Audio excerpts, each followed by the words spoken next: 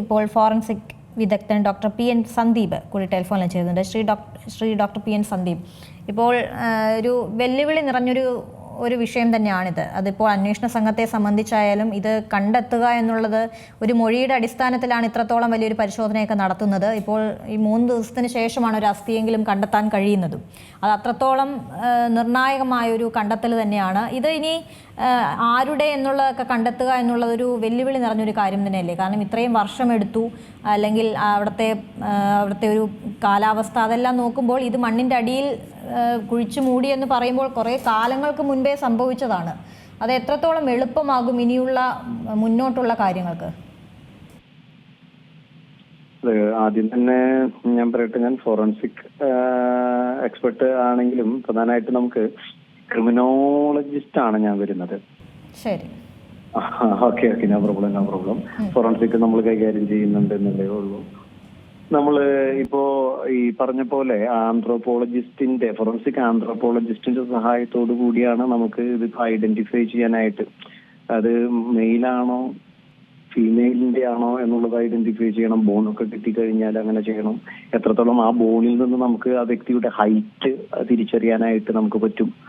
അപ്പോൾ ആ ഹൈറ്റ് തിരിച്ചറിഞ്ഞതിന് ശേഷം മാത്രമാണ് ആ ഹൈറ്റുമായി കോറിലേറ്റ് ചെയ്യുന്ന ആരെങ്കിലും മിസ്സിംഗ് ഉണ്ടോ, അല്ലെങ്കിൽ ഇതുമായി ബന്ധപ്പെട്ടിട്ട് എവിടെയെങ്കിലൊക്കെ മിസ്സിംഗ് വന്നിട്ടുണ്ടോ എന്നുള്ളതൊക്കെ അത് തിരിച്ചറിയണം. പിന്നെ അതിൽ നിന്ന് നമുക്ക് ഈ പറഞ്ഞ പോലെ മറ്റ് DNA പ്രൊഫൈലിംഗ് ഒക്കെ നടത്തണമെന്നുണ്ടെങ്കിൽ സമയം പോകുന്തോറും നമ്മളുടെ എവിഡൻസിന്റെ വാല്യൂ, അതിന്റെ ഇന്റഗ്രിറ്റി കുറഞ്ഞുകൊണ്ടിരിക്കും.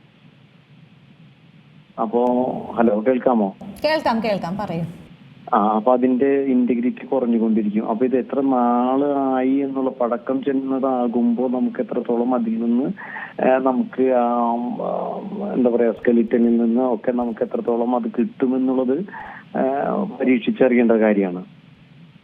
പക്ഷേ അത് മറ്റ് മോർഫോളജിക്കൽ ക്യാരക്ടറിസ്റ്റിക്സ് ഉപയോഗിച്ചുകൊണ്ട് ഫോറൻസിക് ആന്ത്രോപോളജിസ്റ്റിനെ വെച്ചുകൊണ്ട് അതിന്റെ ക്രേനിയത്തിന്റെ, അതായത് ക്രേനിയത്തിന്റെ സൈസ്, വിഡ്ത്ത്, അതുപോലെ തന്നെ ഓഡന്റോളജിക്കൽ ആയിട്ടുള്ള പ്രത്യേകതകൾ, പല്ലുകളുടെ പ്രത്യേകതകൾ, അതൊക്കെ നോക്കി ഫോറൻസിക് ഓഡന്റോളജി ഒക്കെ പരിഗണിച്ചുകൊണ്ട്, അതുപോലെ തന്നെ ഹൈറ്റ്, ആ ബോൺസിന്റെ ലെങ്ത് പരിശോധിച്ചിട്ട് നമുക്ക് അതിന്റെ ഹൈറ്റ് നിർണ്ണയിക്കാൻ പറ്റും.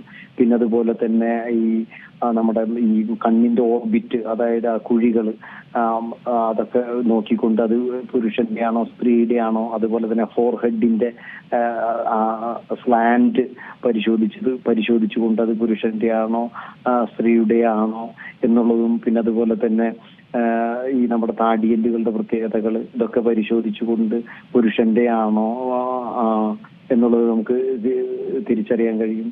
അതുപോലെ തന്നെ ഈ സീഷേഴ്സ്, നമ്മുടെ ഈ തലയൊട്ടിയിലുള്ള സീഷേഴ്സ് ജോയിന്റിങ്, അത് നോക്കിയിട്ട് അതിന്റെ ആ ഒരു പ്രത്യേകതകളുണ്ട്. അത് ജോയിൻ ചെയ്യുന്ന ഓരോ കാലഘട്ടത്തിൽ ഓരോ ഏജിലും അത് ജോയിൻ ചെയ്തുകൊണ്ടിരിക്കും, ഓരോ പാർട്ടുകളായിട്ട് ബന്ധപ്പെടുത്തി നോക്കിയിട്ട് വേണം നമുക്ക് അത് എത്ര ഏജുള്ള അപ്രോക്സിമേറ്റ്ലി നമുക്കത് പറയാനായിട്ട് പറ്റുള്ളൂ. അത് എക്സാക്ട്ലി നമുക്കത് ബുദ്ധിമുട്ടായിരിക്കും എന്നുണ്ടെങ്കിലും അപ്രോക്സിമേറ്റ്ലി നമുക്ക് എത്ര ഏജുള്ള ആളുടെയാണ്, സ്ത്രീകളുടെ ആണോ പുരുഷന്മാരുടെ ആണോ എന്നുള്ളത് ആന്ത്രോപോളജിക്കൽ നിഗമനത്തിലൂടെ നമുക്ക് അറിയാൻ കഴിയും. അപ്പാർട്ട് ഫ്രം ദിസ്, നമുക്ക് ഈ DNA പരിശോധനയ്ക്കൊക്കെ പോകണമെന്നുണ്ടെങ്കിൽ അത് വളരെ കാലങ്ങളെ ആയിട്ടുള്ളതാണെങ്കിൽ അത് വളരെ വെല്ലുവിളി നിറഞ്ഞതാണ് DNA പരിശോധനയിലൂടെ എത്തിക്കാനായിട്ട് കഴിയുക. അപ്പൊ നമുക്ക് ഇപ്പൊ നിലവിൽ ചെയ്യാൻ കഴിയുന്നത് ഫോറൻസിക് ആന്ത്രോപോളജിക്കൽ പരിശോധനകൾ വളരെ കൃത്യമായിട്ട് നടത്തുക, ആസ് വെൽ ആസ് DNA പരിശോധനകളും അതിനുള്ളിലൂടെ ചെയ്യാനായിട്ട് ശ്രമിക്കുക. അതുപോലെ തന്നെ മിസ്സിംഗ് ആയിട്ടുള്ള ആൾക്കാരുടെ ബോഡിയുമായി ബന്ധപ്പെട്ടിട്ടൊക്കെയുള്ള മോർഫോളജിക്കൽ ക്യാരക്ടറിസ്റ്റിക്സ് ഒക്കെ ഉപയോഗിച്ച് ഇതിനെ കമ്പയർ ചെയ്തിട്ട് ഒരു നിഗമനത്തിലേക്ക് എത്താനായിട്ടാണ് നമുക്ക് കഴിയുക. അങ്ങനെ സാധിക്കുള്ളൂ. ശരി, വളരെ നന്ദി ഡോക്ടർ പി എൻ സന്ദീപ്. വളരെ നിർണായകമായ പരിശോധനകൾ നടത്തേണ്ടതായിട്ടുണ്ട് എന്നുള്ളതാണ്. അദ്ദേഹം ക്രിമിനോളജിസ്റ്റാണ്. ഞാൻ ആദ്യഘട്ടത്തിൽ ഫോറൻസിക് വിദഗ്ധൻ എന്നാണ് അദ്ദേഹത്തെ അഭിസംബോധന ചെയ്തത്. ക്ഷമിക്കണം തെറ്റുപറ്റിയതിന്. എന്തായാലും വളരെ നന്ദി ഡോക്ടർ പി എൻ സന്ദീപ് പ്രതികരിച്ചതിന്.